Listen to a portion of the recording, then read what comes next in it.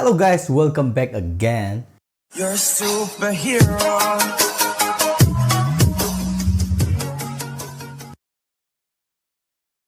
Ngasi mayam mafam da video se yengdring da comment khara pathokjage comment se yam paro ye ngasi di amakak pajarage miyo amadagi thabirak pa comment ne yamna ai yam nungai jaba haidare ado aigi sigi mamang da thagat khiba video du da mayam gi phajaba thagat wahi mayam ama lakpi gi damak ta bibirak gi damak ta pumnamak pu thagat jari thagat piro o chang naina yengnaba ekhoi leijare aina dadagi mi su khome school da subscribe tawnaba view yam hanjarake dada ana yek yaudana video chang naina thagat pangambu oiresanu na sumaina pibirak bai tare ai yam harau ja bai tare gi subscriber khombi ba view yam halake ga na habse magi site tagi subscriber khara dor ju pura ga ai introduce tawbi do mayam da du gi damakta yam penjaba yam harau ja ba yam nungai ja ba phawba du gi damakta isi comment se pathok jarakpane sigumba comment mayam ama pibire aina react tawrgadi hena nungai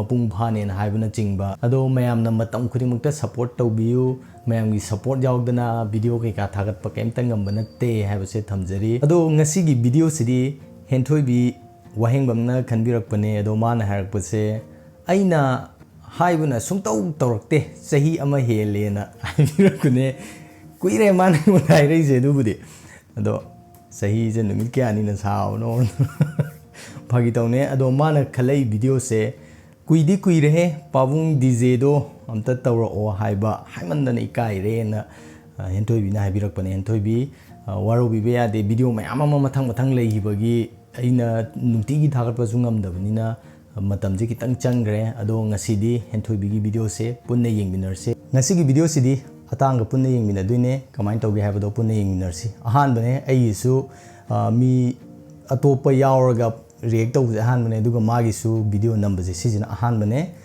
kamai tawge habado mayam punna yengminarsi okay guys are go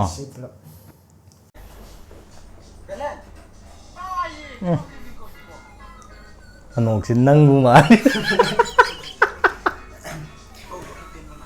ko boy pin mana diga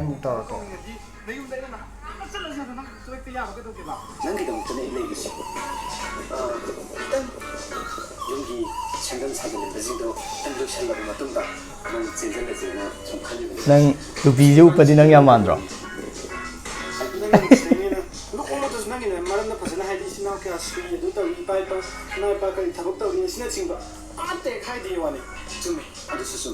Aduh, saya sedang ingin makan sana pangge ba.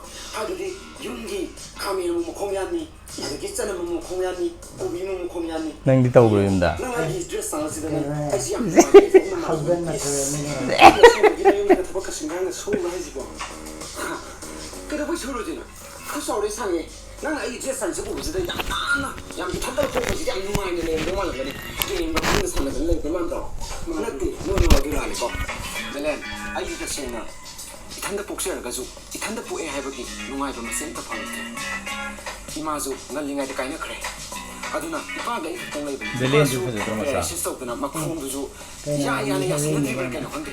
Aduna ngon samban ay ngakani tawris. Ay ngakani kuwi makhung yan gira kuwi thage har sai gira. Ay lo singare ay ngakani. Ay ay nakalaga matunda nanga jinwai khande da. Ay di nang je. Asi matam na fatar ne. Ito option na ndo, ito present na ndo, ito mani. Asi kan di napa jin highlight. Ato na hawai di napa jin din pi pa thi na ko. Ano hajik ti ne. Pi pa ba nga ta ngai ne dan napa pa thi lo wa ba ne. Sa da gyan ta ka ba ai di ne. Ko la ka. Ne ngal le ju.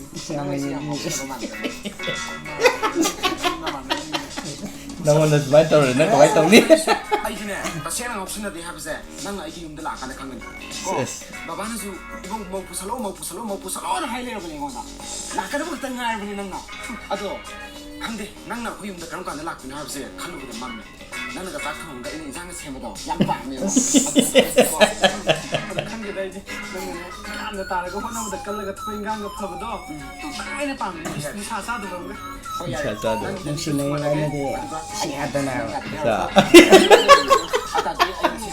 Aduh kita rawa. Piso no pa juga. Ah. Ayo. ꯅꯨꯡꯁꯤꯅ ꯉꯥꯏꯗꯗꯤ ꯁꯨꯃꯥꯏꯅ ꯁꯤꯃ ꯋꯥꯍꯩꯁꯦ ꯌꯥꯝ ꯇꯥꯅꯦ ꯅꯥꯏ ꯀꯩꯅꯣꯁꯤꯗꯤ ꯀꯅꯥꯁꯤꯅ ꯆꯠꯇꯣꯏꯕ ꯀꯔꯤꯅꯣ ꯍꯥꯏꯕꯗꯣ ꯁꯤ ꯅꯨꯄꯥ ꯇꯧꯊꯣꯔꯛꯄꯅꯤ ꯑꯃꯀꯣ ꯑꯁ ꯃꯄꯥ ꯑꯣꯏꯗꯣꯏꯔꯣ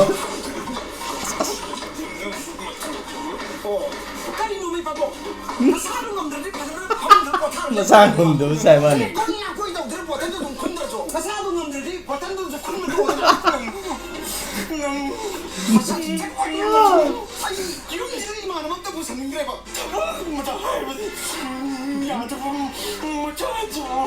kayno sairo mai jiba dise balu bi sairo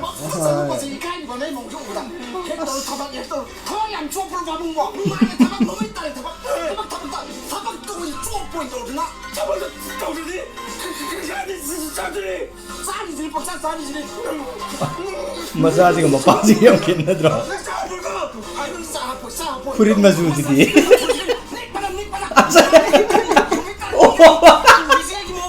Nimitar DJ Nimitar nikka ni gajar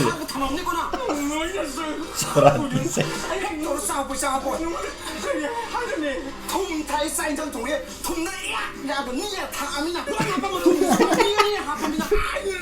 ni ang sa ayeng re ya nang bisa ke thakal ne ani solve ni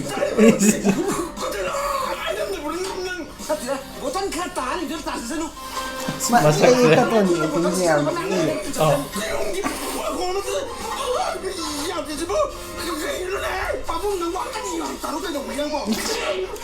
nanti mana dia kan orang pasti di deh ganda saya jadi apa juga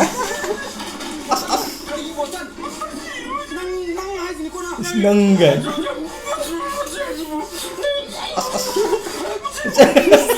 dapat kata ini betul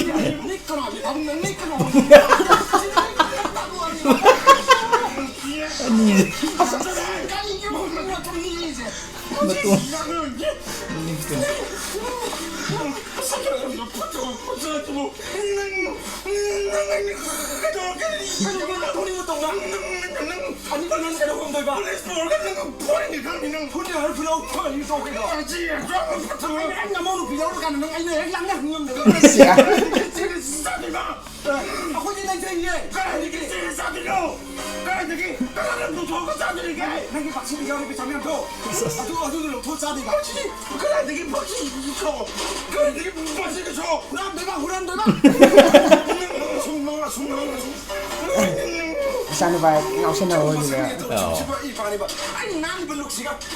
ai na nali bul look siga gai lebih dia gab kita tapi kan dulu deh oi sanga wa tan lum yi mi wo ga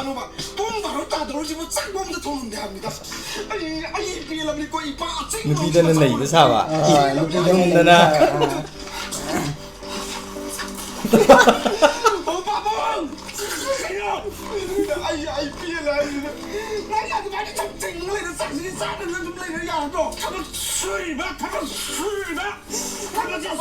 ni ko ka ra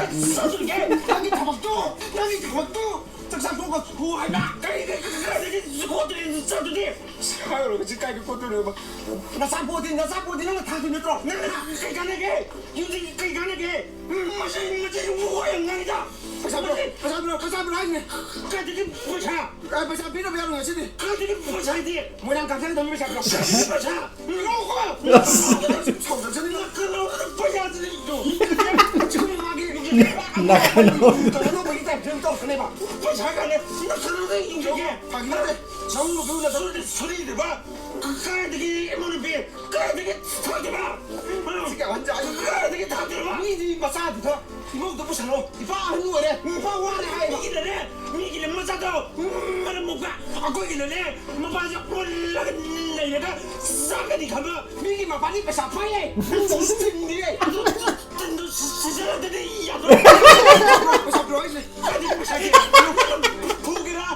Tinju jalak tadi ada. 가르게. 제이바 박시 또 가르게. 능 아도리 용으로는 능 가서도 가지 박시 부하 용들이 용으로는 Sumay to cho đúng giờ nữa nha. cái này nhau 박시 부하 용게.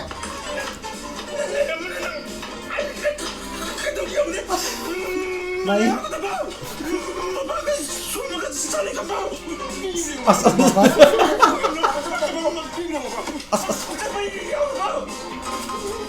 좋아서 이 시간 잡이요. 다시 모양 다리를 까부기 말아. 따로 공시해 공시해. 이어도 봐. 이러면은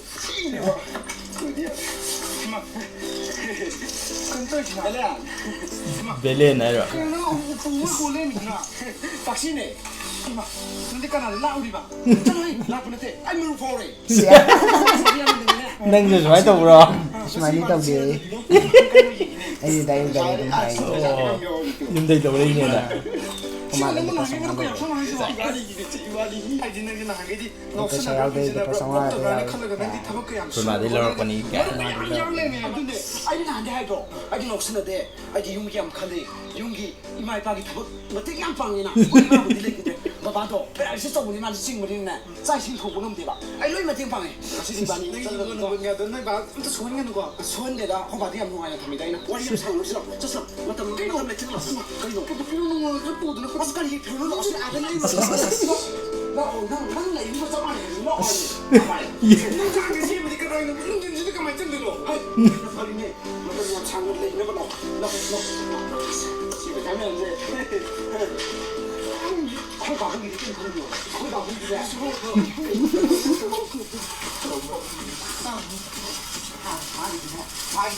많이 또 내가 많이 다 이제 안 빠면 막.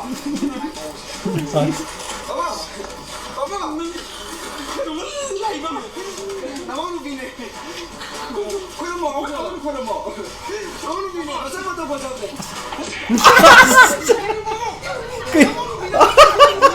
Đây con luôn.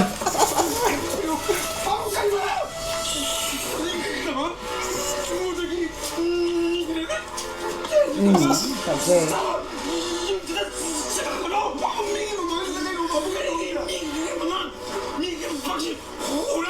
Here especially. 무슨 소리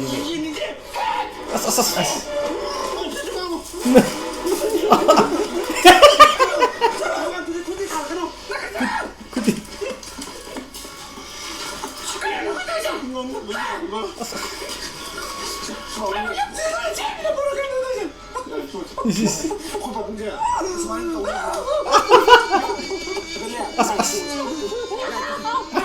Không cần. Mày bác sĩ mà sao mày nói với ba cái ngồng người đó mà 내가 한개 줬다 한테 봐. 아시고만 너 빠지 뭐 뭐이는 거 이거 그랬대.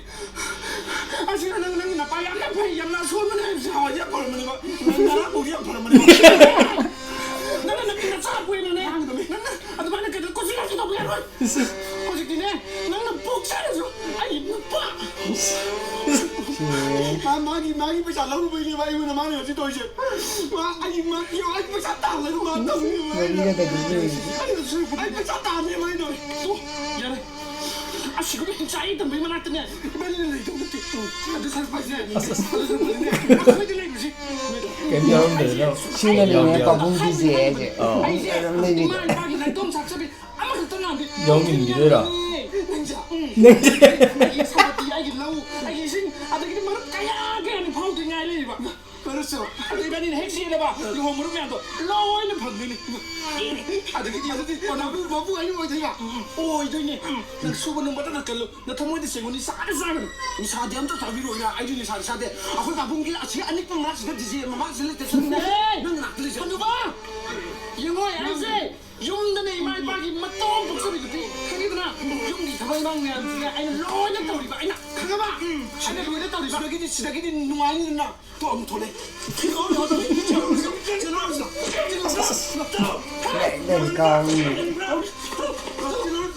나도 부디 형 오더라나 그러면 저거 넌 짝깐한 동기랑 봐. 넌 짝깐한 동기랑 봐. 넌 짝깐한 동기랑 봐. 아무나 나와. 지금 아무나 나와. 넌 그래도 정관지시더라. 아씨, 만약 내가 상관이네. 뭐만 두고 쓰는 게 급하면 그냥 칼을 내다고. 레스펙네. 레스펙이게. 가지고 생내 때는 좀 왕이 아이고 람비지고 거기로 하는가 어, 이거 쓰기 람비지고 아이는 안 했다네. 아, 피파 파동나 반 아이는 심잡을 람비. 그거 아이는 내 이거 내 까지다. 지금 크리가 아이는 내 시청도 없는 거 다. 비디오 마 잠깐만 보자. 아이고 바로 사도를 야, 이게 낭이야. 그래. 하는 신도 낭네 오늘 여기는 약간 털었고 지던네 아이는 털었다 온다. 왠지 사이를 이거 그래 털었다 이 아이 그래 잡아 뭘 와이 실파이 그렇가니나 아이로 실라도 무슨 아, 그거 내 낭이 나 바디 너는 티다다. 아고이 바디 너는 감도 또기제. 나는 내 티는 요 말은 내 털었다. 아, 그래. 가위. 머리 따라하면 판들어 이게 씨. 따라하면. 와. Niti, kay no may sili siya. Mabaki daw. Ang di puri ka jiyo. To lai ju re tren dei ne. Sili siya ka no na ba. Pijo. Adagi pijo ni na. Mabaki daw.